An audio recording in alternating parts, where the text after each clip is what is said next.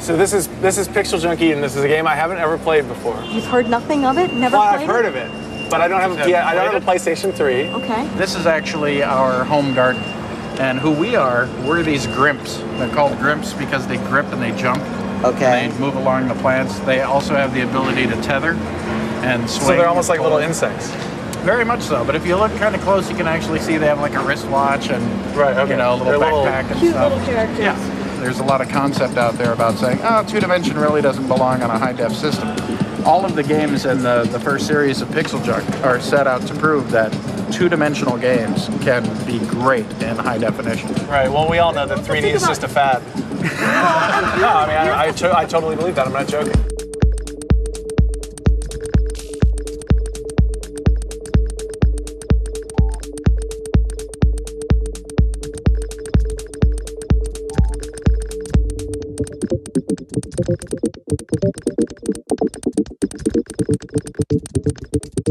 You want to look around here more, or do you want to go off to the next? Let's go off. Actually, I'd like to discuss that.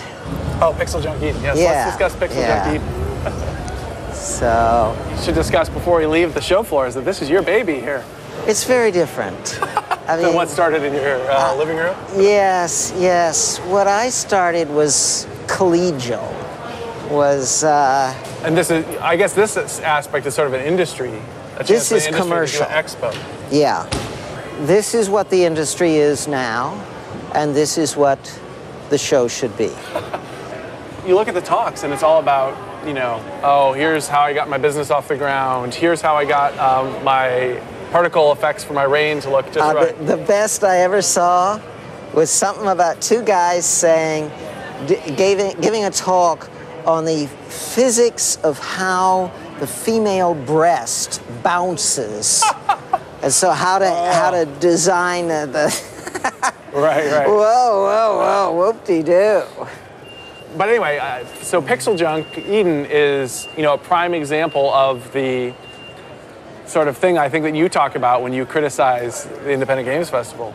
I didn't like it at all because it's just a variation on the same old hand-eye coordination.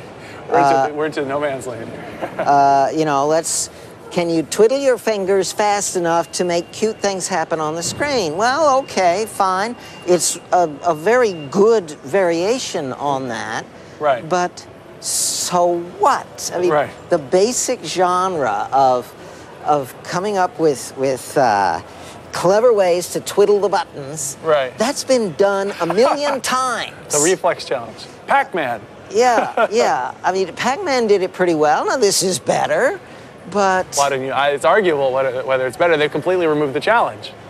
You know, what is there there? You're just essentially going through these motions because the game asks you to, and you bring 4 friends in, and you all twiddle your thumbs for a while and make pretty things happen. Yeah. And you're not even engaging with the system the way Pac-Man asked you to. Yeah. Which is, you become you reflect on what the machine is putting out, and you hone your abilities. And maybe it's a very sort of superficial thing because it's just reflexes, but it changes you, at least a little bit. That game doesn't change you with its mechanical aspects. Yeah, no, it doesn't. One of the things that as an old fart game designer that sets me apart is that I have seen everything under the sun. Very few things strike me as, whoa, that's new and different. Right. In fact, damn few. And I would say that, you know, looking at your work as an ensemble, I realize, whoa, there is something new and interesting here. Right. But, you know, The Sims, that wasn't a new idea. That was anticipated by something called Little Computer People, done by Activision. Right. Everything is derivative. And yeah, in an industry like this, we should be seeing an explosion of ideas. And we're not.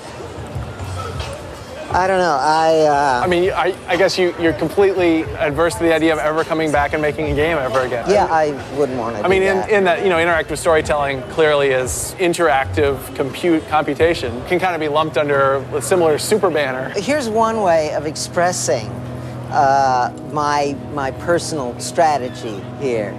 The way to be the biggest fish in the pond is not to be a bigger fish. Right, right. It's to find a smaller pond. Well, you're the only fish in that pond. Yeah.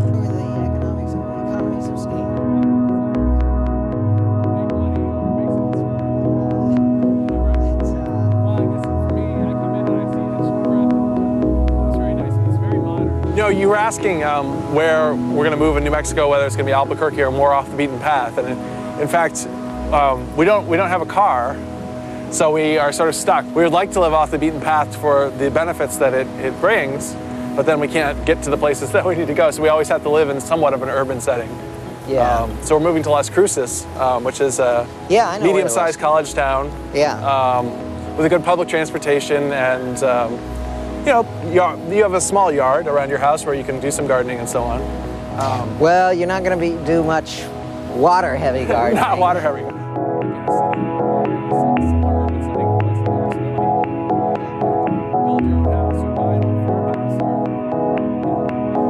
So what do you think of, in terms of interactive storytelling efforts? There's your effort. It's sort of in a similar related camp to what you're doing is what the people try to do with Facade. Yeah. Which I'm sure you're aware of. Oh, yeah. But which is a total flop. I mean, in its own. I wouldn't call it a flop. Well, I mean, it's a great experiment. I loved playing it. I enjoyed it, and it was very funny. Ian! Hey! God, it's been so long since we've seen you. Hi, how are you? God, it's been a while. And I have to say, you look great. Make yourself at home. Come on in. Ian, seeing you again makes me remember the wonderful times we all used to have. Funny. Ian, for a second there, I thought you were flirting with me. I like to think of it as the Wright brothers airplane of interactive storytelling. Right, right. Like it's not going to fly you across the Atlantic. Yeah, but it was still... the first one to get into the air. Right. And so they deserve certainly got into the credit air. for that. Oh, yeah.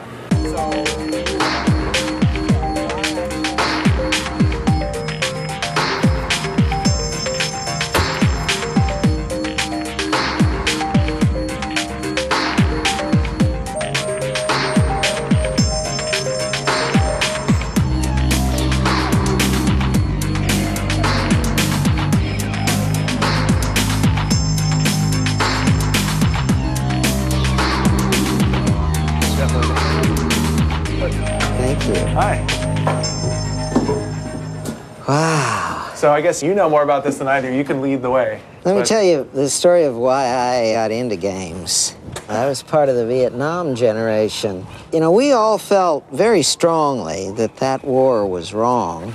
All my friends were very anti-war, and I knew a lot of guys who were demonstrating and so forth, and I certainly sympathized with it, but I felt as if it wasn't enough. I mean, just getting mad about it didn't solve anything. Right, right. I decided I wanted to understand war in my very naive view that, well, you know, if we just figure this out, you know, maybe we can just make it all go away, you know. That's why you started trying to design war games and so on? Well, that came a little later, but the first approach was to study war itself, and I spent a lot of time studying, reading military history and trying to understand how it worked and why people did it, and then as part of that I happened to stumble into war games.